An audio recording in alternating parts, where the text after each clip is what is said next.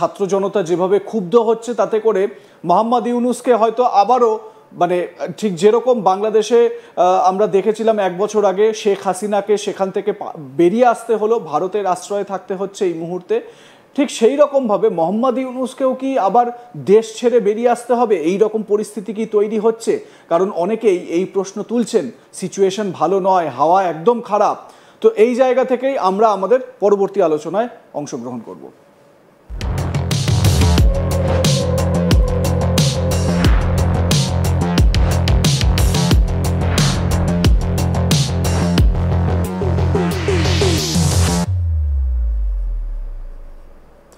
আমরা যেটা নিয়ে একটু আগেই কথা বলছিলাম যে শেখ হাসিনার প্রত্যাবর্তন কি সময়ের অপেক্ষা? কারণ এরকম অনেকেই মনে করছেন। শাহিদুল ভাই আমাদের সঙ্গে রয়েছেন অনলাইনে সরাসরি, তার সঙ্গেও কথা বলছিলাম, তিনিও মনে করছেন যে পরিস্থিতি যেদিকে এগোচ্ছে শেখ হাসিনার বাংলাদেশে ফেরা শুধুমাত্র সময়ের অপেক্ষা, তিনি সেই এবং আরও শক্তি নিয়ে তিনি বাংলাদেশে ফিরবেন, এমনটাই মনে করছেন শাহিদুল হাসান খোকন। আমি আবারও শাহিদুল ভাইয়ের কাছে যাব। একটা বিষয়, সেটা হচ্ছে গিয়ে মোহাম্মদ ইউনূসের প্রস্থান না হলে, মোহাম্মদ ইউনূস না এখান থেকে বেরিয়ে গেলে শেখ হাসিনার পক্ষে বাংলাদেশে প্রত্যাবর্তন হওয়া সেটা খুব একটা সহজ নয়, বা সেটা হবেই না বলা যায়। এবারে অনেকে এই প্রশ্নও করছেন যে মোহাম্মদ ইউনূস তিনি তো একজন আসলে ব্যবসায়ী, তিনি একজন সুদের ব্যবসাটা খুব ভালো বোঝেন। এবারে তিনি তার আখেরটা গুছিয়ে নেওয়া হয়ে গেলে তাতে করে তারপর বাংলাদেশে কি হলো না হলো, বাংলাদেশের কি ডেভেলপমেন্ট হলো, কি উন্নতি হলো, সেসব তিনি বুঝবেন না। তিনি নিজের রাস্তা দেখে তিনি বেরিয়ে যাবেন, কারণ ইউরোপে তার সলিড সেটিং আছে, বিভিন্ন দেশে ইউরোপের, তো তিনি সেখানে চলে যাবেন। এবারে প্রশ্ন হচ্ছে যে মোহাম্মদ ইউনূস বেরিয়ে যাওয়ার পর কি হাসিনার প্রত্যাবর্তন অতটাই সোজা হবে, নাকি সেখানে ওয়াকারুজ্জামান সেনাপ্রধান রয়েছেন, সেনার শাসন সেখানে কায়েম হবে? কি সিচুয়েশন হতে পারে যদি মোহাম্মদ ইউনূস দেশ ছেড়ে চলে যান? ধন্যবাদ। দেখুন, আমি একটা জিনিস ক্লিয়ার করি যে বাংলাদেশে যে অন্তর্বর্তীকালীন সরকারটি চলছে এটি একদম সম্পূর্ণভাবে অবৈধ, অসাংবিধানিক একটি সরকার। এটি বাংলাদেশের কি বলে যে সংবিধান ফলো করে তৈরি হয়নি, এবং এটি বাংলাদেশের সংবিধান ফলো করে চলছে না, সুতরাং এটি যে অবৈধ সরকার। পক্ষান্তরে শেখ হাসিনা, যিনি এখন পর্যন্ত সংবিধান অনুযায়ী, আইন অনুযায়ী তিনি বাংলাদেশের প্রধানমন্ত্রী, তিনি নিজে পদত্যাগ করেননি। সেটি ছিল একটি কুটচাল বা ষড়যন্ত্র, মেটিকুলাস ডিজাইন, যেটা ইউনূসের ভাষায়। তো সেই ডিজাইনে পড়ে শেখ হাসিনাকে যেতে হয়েছে। কিন্তু সত্যিকার অর্থেই বাংলাদেশে যদি এই যে ছাত্ররা নিরপেক্ষ, দল নিরপেক্ষ বা নিঃস্বার্থ আন্দোলন করছে তাদের দাবি দেওয়ার প্রেক্ষিতে দেশের জন্য, সেই রকমের আন্দোলন যদি সফল হয়, তাহলে তারা যদি ডিমান্ড করে যে শেখ হাসিনাকেই তারা রাষ্ট্র ক্ষমতায় আসীন করবে, এবং সেই আন্দোলনে যদি তারা সক্ষম হয়, তাহলে শেখ হাসিনার ক্ষমতায় ফিরে যেতে কোনো সমস্যা নেই। আর বাংলাদেশের সংবিধান ফলো করে যদি কোনো ধারাবাহিকতা চলে, বাংলাদেশের সংবিধানে কিন্তু এই সামরিক শাসন বা জরুরি অবস্থা জারি, এটি কিন্তু মারাত্মকভাবে আইন রয়েছে, যেটিকে বলা হয় যে একদম মৃত্যুদণ্ডের আইন যদি কেউ কিছু সেরকম করে। যেমন সংবিধান অনুযায়ী এরা যে সরকার গঠন করেছে, এরা যে কাজ করেছে, সেটি কিন্তু একটি রাষ্ট্রদ্রোহিতা। সেই অপরাধে তাদের ফাঁসি হতে পারে যদি প্রচলিত আইনে বিচার হয়, সংবিধানের আলোকে বিচার হয়। ঠিক একই কায়দায় সেক্ষেত্রে যেহেতু শেখ হাসিনার সরকার পদত্যাগ করেনি, তার মেয়াদ শেষ হয়নি, এটি নির্বাচিত সরকার, সে কন্টিনিউ করতে পারে পরবর্তী সরকার, যদি এই অবৈধ সরকারকে উৎখাত করা হয়। আমার মনে হয় যে এরকম আন্দোলন সংগ্রাম যদি থাকে, এরকম ঘটনার মধ্য দিয়ে যদি ইউনূস সরকারের পতন হয়, সেনাবাহিনী নয়, শেখ হাসিনাই তার রাষ্ট্র ক্ষমতায় আবার ফিরে যাবে। এটি সংবিধান সাপোর্ট করে।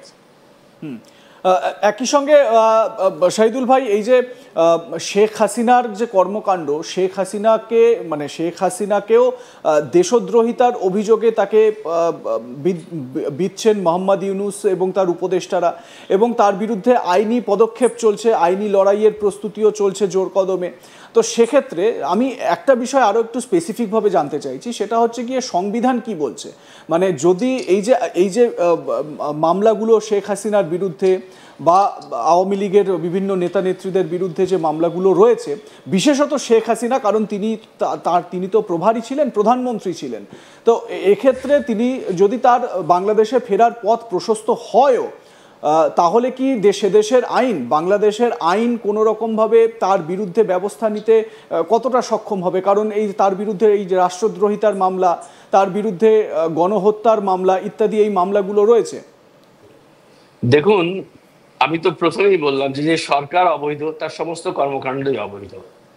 শেখ হাসিনার বিরুদ্ধে প্রায় 1600 মামলা হয়েছে এবং প্রত্যেকটা মামলায় প্রায় হত্যাকাণ্ডের, এবং তার মন্ত্রী, এমপি, সাধারণ নেতাকর্মী সবার বিরুদ্ধেই মামলা করেছে এই সরকার, যে মামলাগুলো মারাত্মকভাবে হাস্যকর।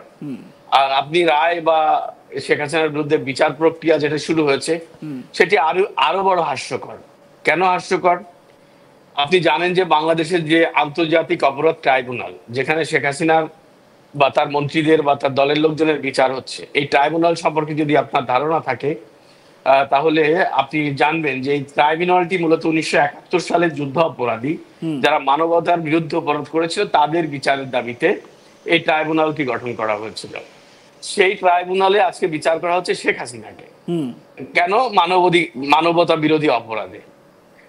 তো শেখ হাসিনাকে যে বিচার করা হচ্ছে, এখানে আরেকটি হাস্যকর গল্প হচ্ছে, এই আদালতের যারা বিচারপতি হিসাবে, বিচারক হিসাবে নিয়োগ করা হয়েছে তারা সবাই রিটায়ার্ড পার্সন এবং তারা বিএনপি জামাতের রাজনীতির সঙ্গে সক্রিয়ভাবে সম্পৃক্ত, তাদেরকে নিয়ে আসা হয়েছে। এবং আরেকটি মানে সংবিধান বিরোধী বা আরেকটি আইন বিরোধী কাজ এরা করেছে, যে যিনি পাবলিক প্রসিকিউটর এই মামলার, এই আদালতে, অর্থাৎ সরকারের পক্ষের প্রধান আইন প্রকৌশলী, এই ভদ্রলোকের নাম তাজুল ইসলাম।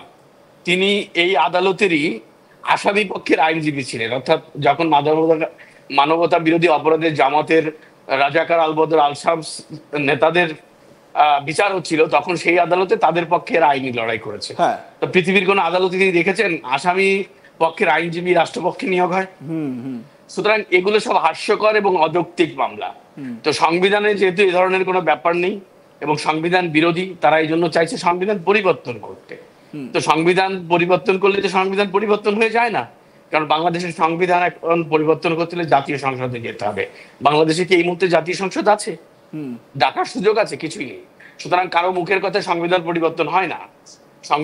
বাংলাদেশের সংবিধান বাংলাদেশের মুক্তিযুদ্ধের পর 1972 সালে বাংলাদেশের একটি দলিল, যার ভিত্তিতে রাষ্ট্র পরিচালনা হবে।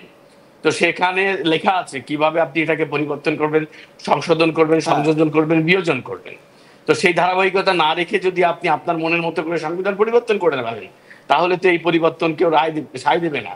এটি প্রকৃতপক্ষে পরিবর্তন হবে না। এটি মূলত কি হবে? এটি মূলত জবরদস্তি হবে। তো জবরদস্তি ব্যাপারটাই তো বেআইন।